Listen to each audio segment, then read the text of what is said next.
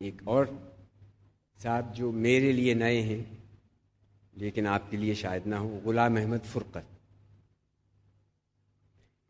اس ٹکڑے میں ایک کمال یہ بھی ہے کہ ہمارے بیشتر شاعر جو بے سرے پن کو ترنم میں لانا بہت ضروری سمجھتے ہیں، کچھ اشارہ اس کی طرف بھی ہے۔ مجھے ایک طرحی مشاعرے کے لیے غزل کہنی تھی، دوسرے ہی روز رات کو مشاعرہ تھا، چنانچہ رات میں جب گھر بھر سو گیا تو میں نے غالب کا ایک مصرع بار بار دہرانا شروع کیا، نیند کیوں رات بھر نہیں آتی۔ شاعر جب کوئی نئی غزل کہتا ہے تو جس طرح گویا گانے سے پہلے دراں دراں نادراں نادراں کی پٹڑی پر دھن کے انجن کی شنٹنگ کرتا ہے، اسی طرح میں نے بھی طبیعت کو موزوں کرنے کے لیے مصرے کی شنٹنگ شروع کر دی۔ نیند کا ایک دن ہے، موت کیوں رات بھر نہیں، نیند کا اور پھر کروٹیں لے لے کر ان ٹکڑوں کو اس طرح گنگنانا شروع کیا، موت کیوں رات بھر نہیں، نیند کیوں رات بھر نہیں، موت کیوں رات بھر نہیں، ہائے کیوں رات بھر نہیں، کس لیے رات بھر نہیں۔ جب اس کے بعد طبیعت موزوں نہ ہوئی تو میں نے ایک دوسرے بولتے ہوئے مصرے سے طبیعت پر سائیکل شروع کی۔ گنگناتے گنگناتے ایک مصرع خود بخود موزوں ہو گیا،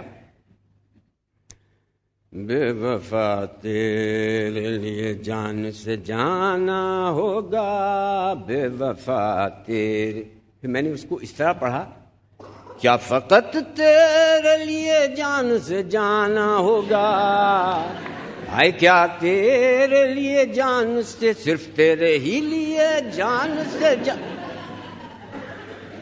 جب اس کے بعد بھی بات نہ بنی تو میں نے حکیم مومن خان مومن کے شعر کو رگیدنا شروع کیا، تم میرے پاس ہوتے ہو گویا جب کو بس تم ہی پاس ہوتے ہو گو، ارے گھر میں جب کوئی دوسرا نہیں ہو تم میرے پاس۔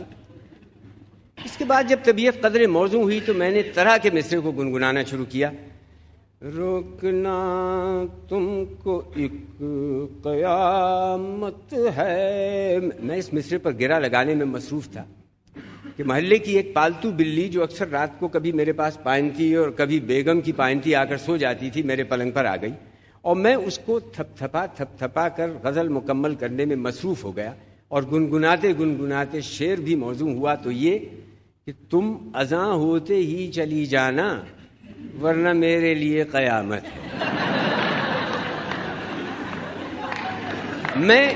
میں شعر کو اونچے اونچے سروں میں دہرا رہا تھا کہ فاصلے پر بیگم صاحب جس چارپائی پر سو رہی تھیں وہاں ایک دم چرچراہٹ ہوئی اور بیگم کود کر میری چارپائی کی طرف لپکیں۔ بلی اس اچانک پھاند سے خوفزدہ ہو کر نہ جانے کس طرف بھاگ گئی۔ بیگم صاحبہ نے میرے لحاف سے نکل کر جو اندھیرے میں کسی چیز کو بھاگتے ہوئے محسوس کیا تو بجلی جلا کر اس کی طرف دوڑی، گھر کا کونا کونا تلاش کیا، میری سمجھ میں نہ آیا کہ کیا ہوا۔ بیگم گھر کے گوشے گوشے میں دوڑ دوڑ کر کوئی چیز تلاش کر رہی تھی اور میں سخت حیران تھا کہ انہیں سوتے میں کیا ہو گیا۔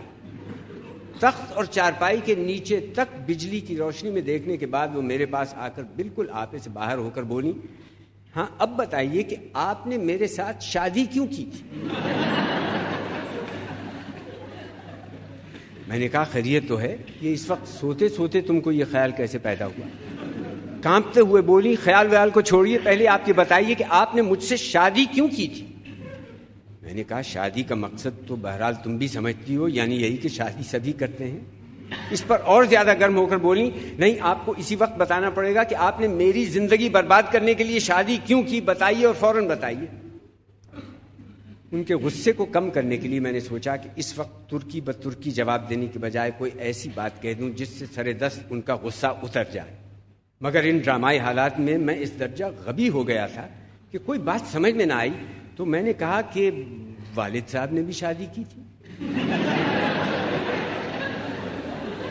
اس پر وہ اور زیادہ برافروختہ ہو کر بولی میں والد کو نہیں جانتی، میں آپ سے پوچھتی ہوں کہ آپ نے شادی کیوں کی؟ میں نے کہا شادی تو تقریباً تمہارے والد نے بھی کی تھی۔ بولی یہ آپ اپنا عیب چھپانے کے لیے باپ دادا پر پہنچ رہے ہیں، میں عرصے سے دیکھ رہی ہوں کہ یہ جو آپ ہر ایک کے سامنے اپنی نیند نہ آنے کا دکھڑا لے کے بیٹھتے ہیں، اس کی آخر کوئی وجہ ہوگی۔ سو آج معلوم ہو گیا کہ نیند کیوں نہیں آتی، ہائے رے نیند کیوں نہیں آتی، وائے رے نیند کیوں نہیں آتی، آج سارا کچا چٹھا کھل گیا۔ میں نے کہا میں سمجھا نہیں۔ بولی سمجھ میں آتا تو یہ حرکتیں کرتے، ہائے کیا تیرے لیے جان سے جانا ہوگا، وائے کیا تیرے لیے جان سے جانا ہوگا۔ وہ حرکتیں جن کے لیے آپ 1.5 گھنٹہ تڑپ تڑپ کر گزارتے رہے، میں ایک ایک بات سن رہی تھی۔ تم میرے پاس سوتے ہو گویا جب کوئی دوسرا نہیں ہوتا۔ آخر وہ کمبخت کون ہے جو روز میرے سینے پر مونگ دلنے آ جاتی ہے؟ اور آج جب اس سے آپ یہ فرما رہے تھے کہ تم اذاں ہوتے ہی چلی جانا ورنہ میرے لیے قیامت ہے، یہ میں بھی سن رہی تھی۔ آخر جب مجھ سے برداشت نہ ہوا تو میں نے کہا میں دیکھوں اس حرامزادی کو جو اس طرح رات کو دوسروں کے گھر تباہ کرتی ہے۔ اور اس کے بعد وہ جھٹ نکل کر بھاگی۔ اس کے بعد وہ کانپتی ہوئی بولی وہ کمبخت گئی کدھر؟ یہ سن کر میں نے ایک زوردار قہقہ لگایا اور کہا اچھا غصہ تھوک ڈالو۔ ارے بھائی میں ایک غزل کہنے والا تھا، اس سلسلے میں طبیعت کو موزوں کر رہا تھا۔ جو چیز میرے پاس سے اٹھ کر بھاگی وہ وہی بلی تھی جو اکثر تمہارے پاس تمہارے لحاف میں آ کر بھی دبک جاتی ہے۔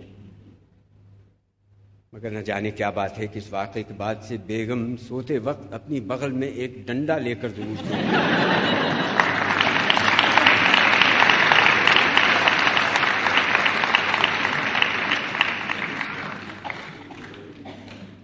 ایک اور صاحب جو میرے لیے نئے ہیں لیکن آپ کے لیے شاید نہ ہو، غلام احمد فرقت۔